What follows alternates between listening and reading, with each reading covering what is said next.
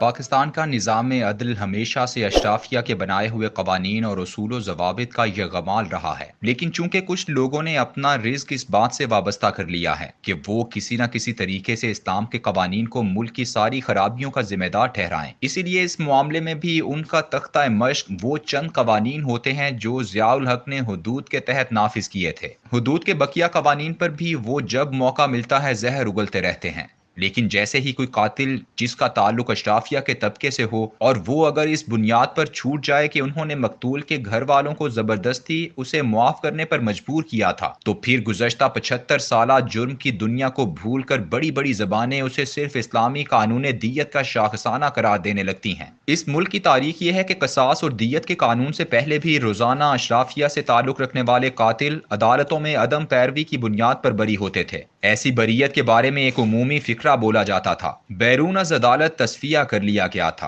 आज तो फिर भी मकतूल के बुरसा को डराने धमकाने के साथ कागजी तौर पर ही सही कुछ न कुछ दियत की रकम जरूर देना पड़ती है। लेकिन हुदूद कवानीन से पहले तो ऐसे ऐसे हरबे इस्तेमाल किए जाते थे कि इन्हें यहाँ बयान करने से खौफ आता है। सबसे पहले तफ्तीश पर असरअंदाज होने के लिए पुलिस को सियासी और इंतजामी दबाव के जरिए भी और खुली रिश्वत से भी काबू किया जाता था। फिर उसके बाद अपने मुखालिफ गवाहों को धौंस, तशद्दुद, इगवा और लालच के जरिए मजबूर किया जाता कि वो लोग अव्वल तो गवाही ना दें और अगर दें तो फिर अदालत के सामने अपने गुज़श्ता बयान से मुकर जाएं। जब एक ऐसा जाल बुन लिया जाता तो फिर मकतूल का मजबूर घराना, जो पहले ही गमजदा और गुर्बत के हाथों बेबस होता था, उस पर हर तरह का दबाव डालकर उसे मुकदमे से अलग थलग या बेपरवाह होने के लिए कहा जाता। ऐसा करने के लिए उन पर हर तरह के हरबे आजमाए जाते, जिनमें इलाका बदरी, बेटियों और बेटों का अगवा, कारोबारी मफादात पर हमले तक सब कुछ शामिल होता। उसके बाद मुअज़्ज़ज़ अदालत में तारीख पर तारीख पड़ती रहती, पेशियों पर हरकारे आवाजें बुलंद करते रहते, लेकिन अदालती कटहरे में अव्वल तो सन्नाटा छाया होता या फिर पुलिस का तफ्तीशी या सरकार का वकील अदालत से थोड़ी बहुत डांट वगैरह सुनकर तस्लीम कर लेता कि उसने चालान ही गलत बनाया था। इस तरीकाकार से गुज़श्ता सालों में हजारों लोग अदालतों से अदम सबूत की बुनियाद पर बरी कर दिए गए, लेकिन इन दानिश्वरों, तजिया निगारों और मुबस्सिरीन ने कभी भी एक लफ्ज इस जुल्म के बारे में नहीं कहा या लिखा। इस तरह के मुकदमों का बैरून अज अदालत इख्तिताम एक मामूल होता था और आज भी है।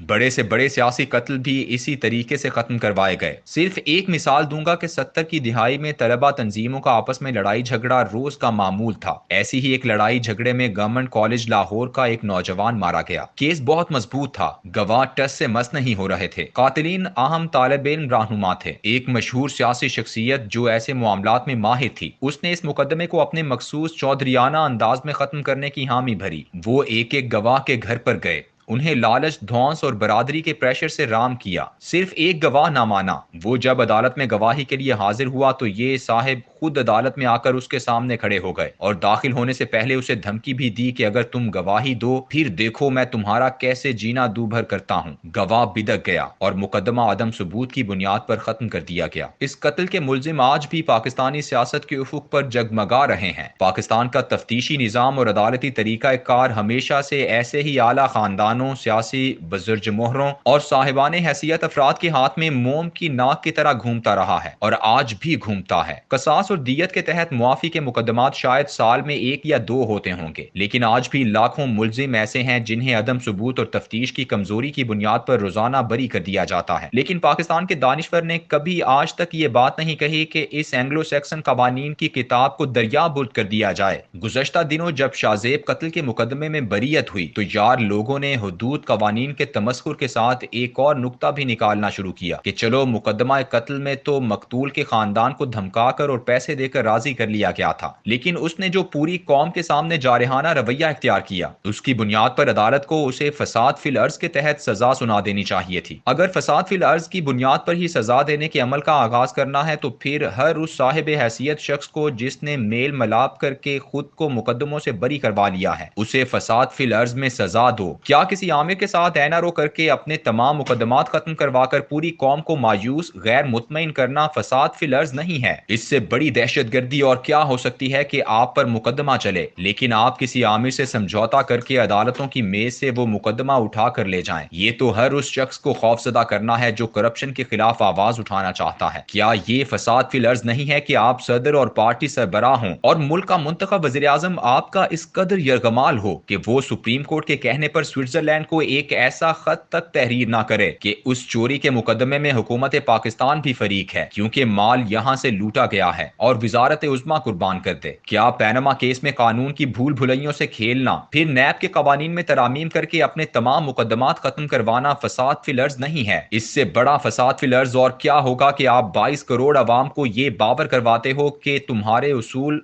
हमारी ठोकर पर हैं, कवानीन हमारी जेब में हैं, और खबरदार हमें ईमानदारी का दर्स ना देना। क्या रायवंड और एवनफील्ड के फ्लैट फसाद फिलर्स की तस्वीरें नहीं हैं जो पूरी कौम का मुंह चिढ़ाती हैं? क्या बिलावल हाउस और सरे महल दहशत और खौफ की अलामत नहीं है? रोज सड़कों पर चलते हुए सिक्योरिटी के काफिले, जिनकी वजह से लोग अस्पतालों में ना पहुंचने की वजह से मौत की आगोश में चले जाते हैं, ये सब जिस तरह पूरी कौम को दहशत और खौफ का शिकार करते हैं, क्या ये फसाद फिलर्स नहीं है? अगर है तो फिर अदालतों को चाहिए कि अगर कोई पैनमा, सरे महल, मॉडल टाउन, जामा हफ्सा या एवनफील्ड में कानूनी मुशगाफियों से बच निकला है तो उसे फसाद फिलर्स के तहत सजा सुना दे, और फैसले में लिखे कि तुम लोगों ने अपने इस रवैये और इस फिरौनी तसर्रुफ से 22 करोड़ अवाम को नफ्सियाती मरीज बना दिया है, उनसे रातों की नींद और दिनों का चैन छीन लिया है। तुम असर रसूख से तो बच निकले हो, लेकिन अदालत तुम्हें फसाद फिलर्स के तहत उम्र कैद, जिलावतनी या इबरतनाक मौत की सजा सुनाती है।